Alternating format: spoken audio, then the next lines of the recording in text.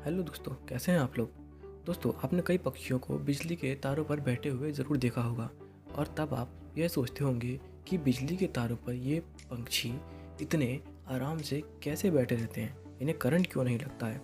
क्योंकि हम भी बिजली के खुले तारों को अगर गलती से भी छू लेते हैं तो हमें एक जोरदार झटका लगता है। तो इन पक्षियों को क्यों नहीं लगता, आखिर ऐसी क्या वजह है खुले बिजली के तार पर बैठे पक्षियों को करंट नहीं लगता है, ऐसा क्यों। तो आइए जानते हैं। दोस्तों, इलेक्ट्रॉनों का आगे बढ़ना ही एक तरह से करंट होता है, जिसमें तार में माध्यम से इलेक्ट्रॉन आगे बढ़ते हैं और हमारे घरों तक बिजली के रूप पहुंचते हैं और सर्किट के द्वारा धरती में चले जाते हैं और सर्किट पूरा हो जाता है।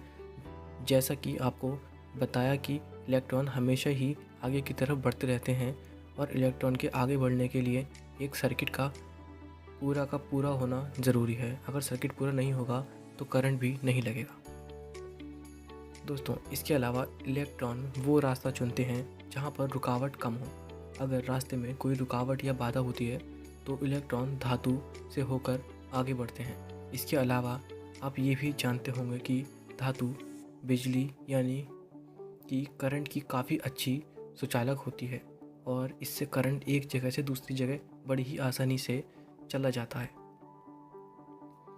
दोस्तों, जब कोई पंछी बिजली के खुले तारों पर बैठता है तो उसे करंट नहीं लगता है। वही अगर कोई इंसान खुले बिजली के तारों को छू लेता है तो उसे जोरदार झटका लगता है। ऐसा इसलिए होता है क्योंकि वो पक्षी या चिड़िया उस तार के अलावा किसी और चीज़ के संपर्क में नहीं रहती है। इस वजह से इलेक्ट्रॉन का सर्किट पूरा नहीं होता और ये बिना रुकावट वाले रास्ते से आगे बढ़ते जाते हैं। बस इसी वजह से चिड़िया या पक्षी को करंट नहीं लगता है। दोस्तों, इसके अलावा इलेक्ट्रॉन वो रास्ता चुनते हैं जहाँ पर रुकावट कम हो। अगर रास्ते में कोई रुकावट या बाधा होती है तो इलेक्ट्रॉन धातु से होकर आगे बढ़ते हैं। इसके अलावा आप ये भी जानते होंगे कि धातु बिजली यानी कि करंट की काफ़ी अच्छी सुचालक होती है और इससे करंट एक जगह से दूसरी जगह बड़ी ही आसानी से चला जाता है। दोस्तों, जब कोई पक्षी बिजली के खुले तार पर बैठता है तो उसे करंट नहीं लगता है।